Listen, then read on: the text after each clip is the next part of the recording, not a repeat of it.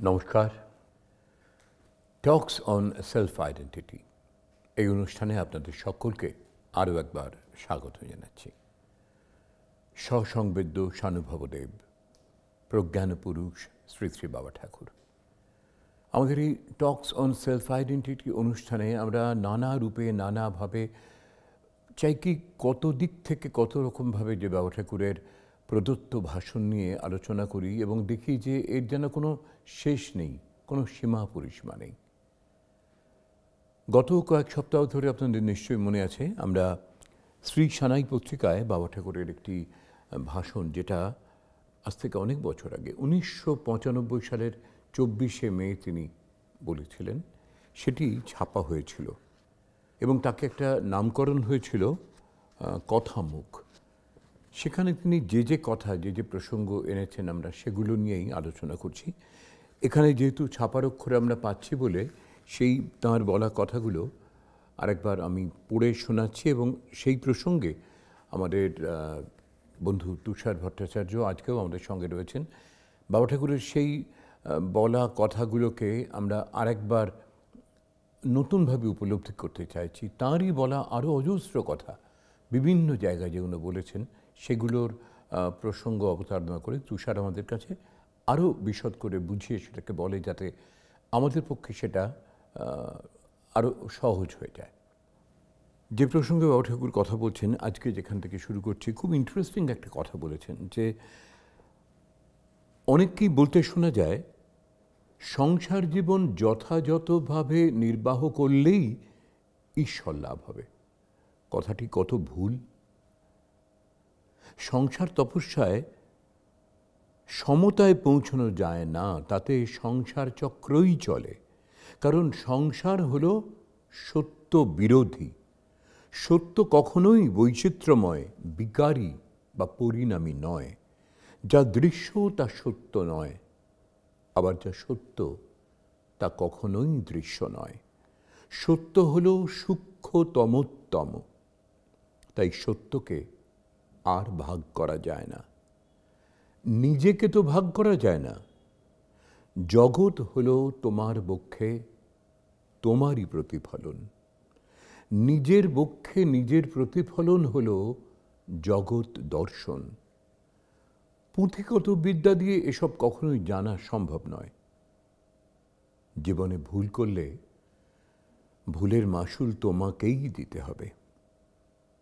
এখানে সৎ প্রসঙ্গ শুনতে শুনতে তোমাদের জীবনের ভুল ভাঙবে, কিন্তু এখানকার প্রসঙ্গ না বুঝে নিজের মতন করে ভুল ধারণা করে নিলে তা কিন্তু আর শোধন করা যাবে না। খুব বেশি নয়, অল্পই একটুখানি পড়ল, কিন্তু তার মধ্যে এত সমস্ত প্রসঙ্গ এসে গেছে। দেখুন, আমাদের প্রচলিত ধারণা থেকে এগুলো কতটা অন্যরকম ভাবনায় আমাদের মুহূর্তে নিয়ে চলে যায়। এই যে পড়লাম যে সংসার জীবন যথাযথভাবে নির্বাহ করলেই ঈশ্বর লাভ হবে, এই কথাটা ভুল। তুষার, প্রথমেই তো খুব ধাক্কা খাচ্ছি যে এরকমই তো শুনে এসেছি, তুমি যদি যথাযথভাবে বিচক্ষণতার সঙ্গে সংসার ধর্ম পালন করো তাহলে তোমার একটা উন্নতি করবে। মানে অনেকে বলেন তাহলেই বাবা আমার একদম সাক্ষাৎ স্বর্গ লাভ, কেননা আমি সংসার ধর্মটাকে যথাযথ পালন করেছি। বাবা ঠাকুর বলছেন যে কথাটি অত্যন্ত ভুল। সংসার তপস্যায় সমতায় পৌঁছানো যায় না, তাতে করে সংসার চক্রই চলে। কারণ সংসার হলো সত্য বিরোধী। মানে কি বলবো, পর্যায়ক্রমে একটা কথা পড়ছি আর মনে হচ্ছে কতক্ষণে তোমাকে বলবো সত্যির কি মানে। দেখুন, সংসার হলো বৈচিত্র্যময়। এই সংসারে আমরা সমতা নিয়ে চলি না। সংসারের মধ্যে কোনো সমতা নেই। স্বামী স্ত্রী, পুত্র কন্যা, পিতা মাতা, এইসব নিয়েই তো আমাদের সংসার। এবং তাদের প্রতি দায়িত্ব কর্তব্য, তাদের ভরণ পোষণ, এই হলো সংসার। এবং সেখানে পরদোষ দর্শন, পরনিন্দা, পরচর্চা, এই তো আছি। সংসারের বৈশিষ্ট্য এগুলোই। এবং সংসারে যা কিছু আমরা করছি সবই তো ভেদবোধে। সংসারের সবার প্রতি আমরা যে আমাদের দায়িত্ব কর্তব্যগুলো পালন করছি সেগুলো তো সব ভেদবোধে হচ্ছে। মানে আমি কারুর জন্য করছি, হ্যাঁ, আমার স্ত্রীর জন্য হোক, আমার পুত্রের জন্য হোক, এগুলো আমি মা করছি, বাবা ঠিক। হ্যাঁ আমি করছি, একটু ভেদবোধে। এখন এখন সংসার হলো মানে নিজবোধ অতিরিক্ত যে যা কিছু, সেটা হলো সংসার। সেখানে নিজবোধ নেই, নিজ অতিরিক্ত বোধ।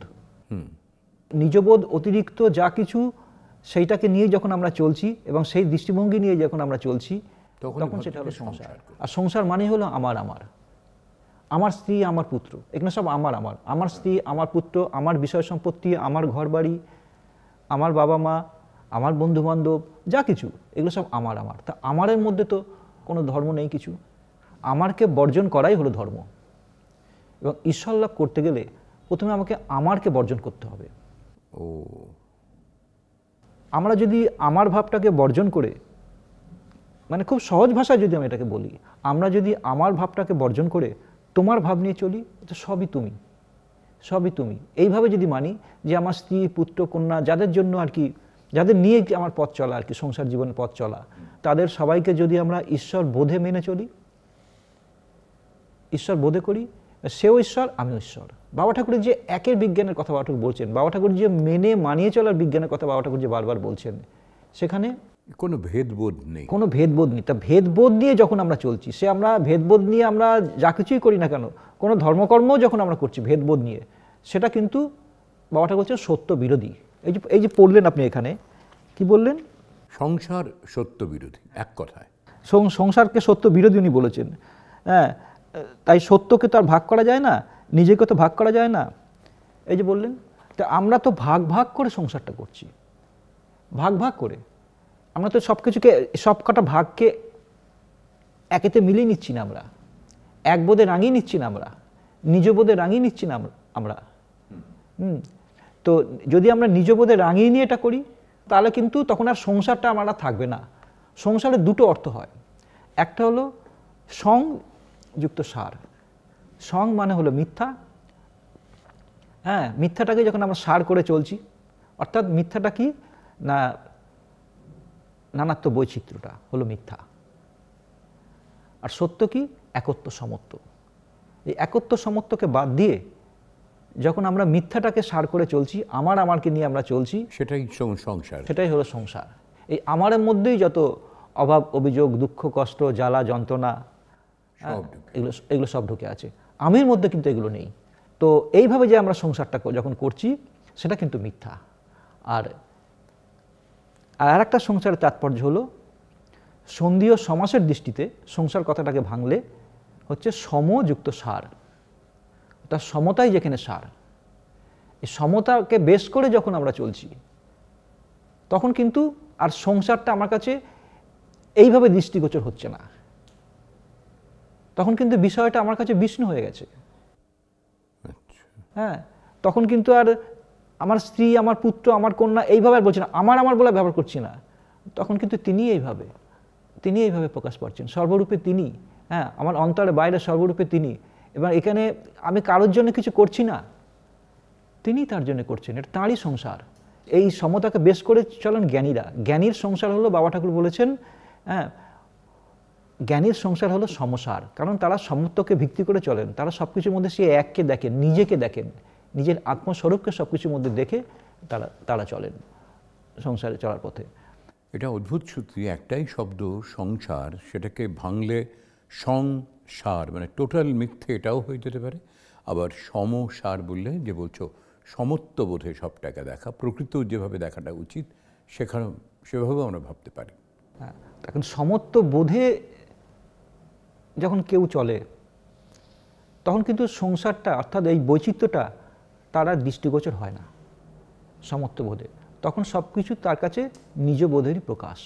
সব কিছুর মধ্যে সে নিজেকেই দেখছে, দ্বিতীয় আর কিছুই দেখছে না। নিজে অর্থাৎ আত্মস্বরূপ যে নিজ, এই আত্মস্বরূপ নিজকেই সব কিছুর মধ্যে সে প্রতিষ্ঠা করেছে। সব কিছুর মধ্যে আত্মস্বরূপ নিজকেই সে অনুভব করছে। তো এইভাবে তখন সে দ্বিতীয় কারোর সেবা করছে না, দ্বিতীয় কারোর জন্য সে দায়িত্ব কর্তব্য পালন করছে না। তখন তার দায়িত্ব কর্তব্যের বোধটাও আর নেই। তখন তার কীরকম হচ্ছে, নিজের সাথে নিজের আর কি। তখন তার এই দ্বিতীয় কারোর প্রতি তার কোনো কর্তব্য নেই, কারণ দ্বিতীয় বোধটাই তখন তার গলে গেছে। এখন এই দ্বিতীয় বোধ নিয়ে, অর্থাৎ আমার বোধ নিয়ে যখন আমরা চলছি, তখন সেটা হয়ে যাচ্ছে সত্য বিরোধী। এই জন্যই বাবা ঠাকুর বললেন যে সংসার হলো সত্য বিরোধী, কারণ এখানে ভাগ ভাগ করে আমরা সব কিছুকে নিচ্ছি। মানে প্রচলিত কনসেপ্টে আমরা যেভাবে সংসারটাকে দেখি বা ভাবি, ওটা কিন্তু সেই অর্থে ওটাই ঠিক সংসার নয়। ওই সংসারটা হলো,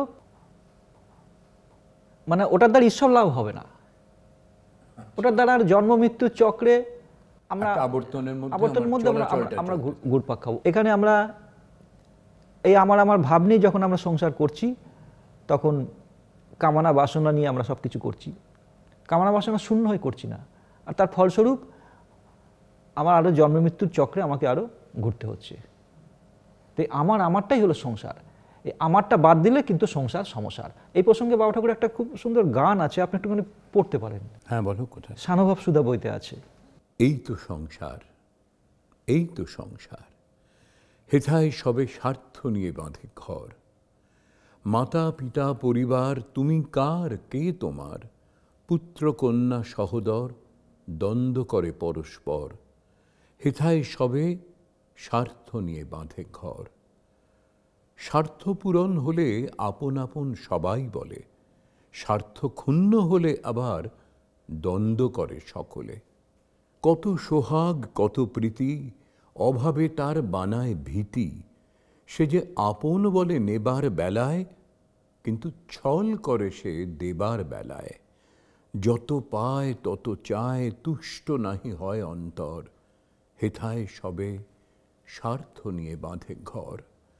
অবিদ্যা মায়ার ফাঁদে পড়ে লোভ ও মোহের সৃষ্টি করে। অপরকে আপন করে, আপনজনকে করে পর। হেথায় সবে স্বার্থ নিয়ে বাঁধে ঘর। তাহলে বলুন, এই যে সংসারের চিত্রটা বাবা ঠাকুর সঙ্গীতের মধ্যে দিয়ে তুলে ধরলেন, তো এই সংসারে মধ্যে, হ্যাঁ, আর এই সংসার করে আমার ঈশ্বর লাভ কী করে হবে? যেখানে স্বার্থ নিয়ে আমি চলছি, আমার করছি, অবিদ্যা মার আরাধনা করছি, যেখানে আপনজনকে পর করছি আর পরকে আপন করছি। আপনজনকে না নিজের সে আত্মস্বরূপ, নিজের এই আত্মস্বরূপকে ভুলে আমি যখন এই অনাত্মাকে নিয়ে, অর্থাৎ এই বৈচিত্র্যকে নিয়ে যখন আমি চলছি, তখন এটাতে আমার কি ধর্ম হচ্ছে? এটা তো ধর্ম হচ্ছে না। মানে যেটাকে আমি আপন বলে ভাবছি, তা প্রকৃত অর্থে কখনোই সেটা আপন নয়। না, মানে আপন বলতে বলছি যে যেটা বলছো, আমার স্ত্রী, আমার মা, আমার বাবা, আমার পুত্র, আমার কন্যা। বাইরের কেউ তো আপন হয় না। আপন যিনি আপন হতেও আপন, সেই যে সে আমার অন্তরাত্মা, আমার আমিটা, তাকে তো আমরা ভুলে চলছি। তাকে ভুলে আমরা সংসার বলুন, ধর্মকর্ম বলুন, যা কিছুই করি না কেন, সব বৃথা পণ্ডশ্রম, কিচ্ছু হবে না। যত আমরা ভালো ভালো কাজও যদি আমরা করি, সমাজসেবার কাজ, অপরের মঙ্গলজনক কাজ যদি আমার বোধ নিয়ে করি, আমিকে ভুলে থেকে করি, বাবা ঠাকুর বলছেন সেটা হলো পাপ। আমিকে ভুলে থেকে যা কিছু করব, সব কিছু পণ্ডশ্রম। আমিকে নিয়ে চলতে হবে, যা কিছুই আমরা করি না কেন। আমিকে, নিজের স্বরূপটাকে ভুললে চলবে না। নিজের স্বরূপটাকে ভুলে চললেই কিন্তু আমাকে বারবার মানে আমি লোকের উপকার নিশ্চয়ই করব, আমাকে চলতে হবে।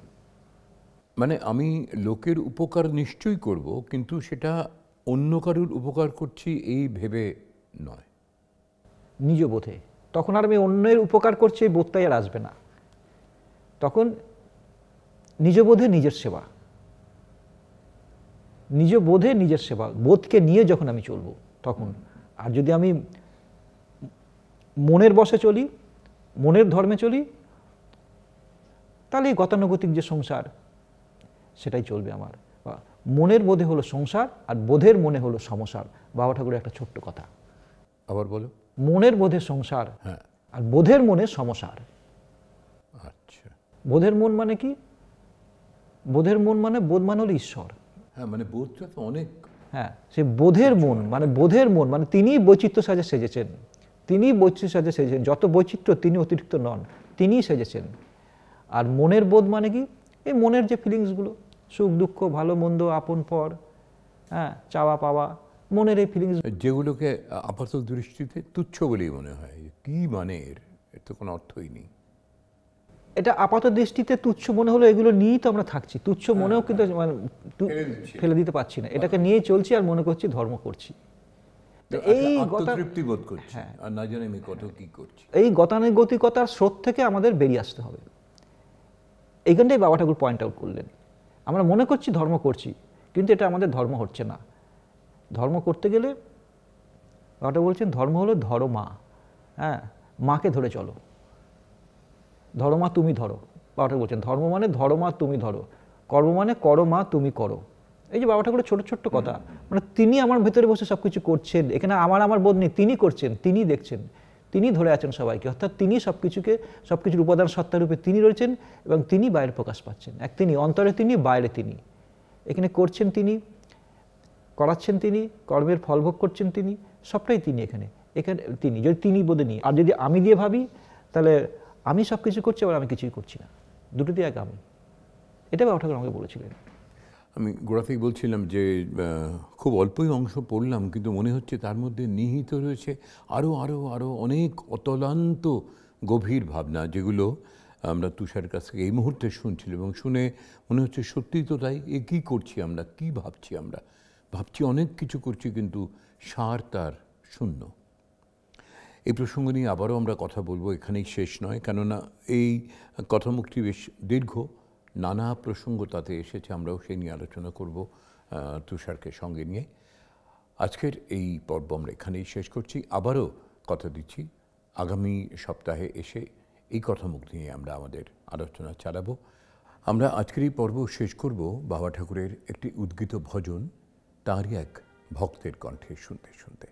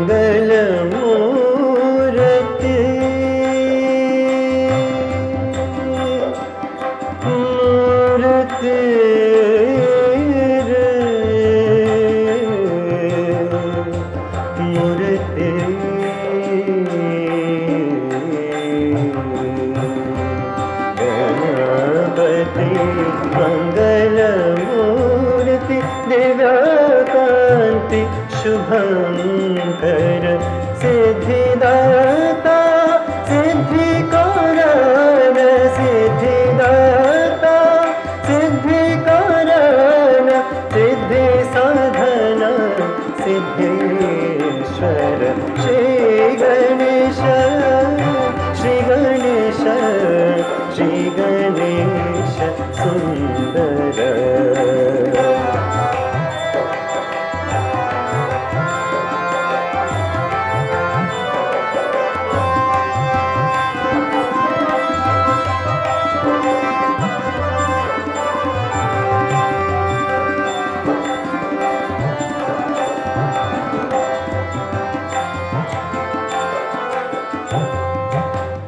बुद्धिदाता बुद्धि कारण बुद्धि साधन विद्या सागर विद्यापति विद्या साधन विद्या कारण विद्या वितर श्री गणेश श्री गणेश श्री गणेश सुंदर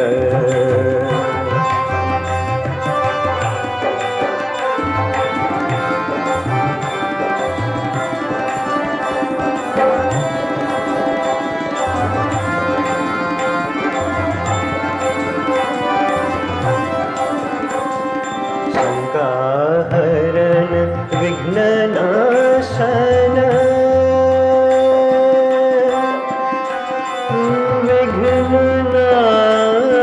विघ्ननाशन शंकर हरण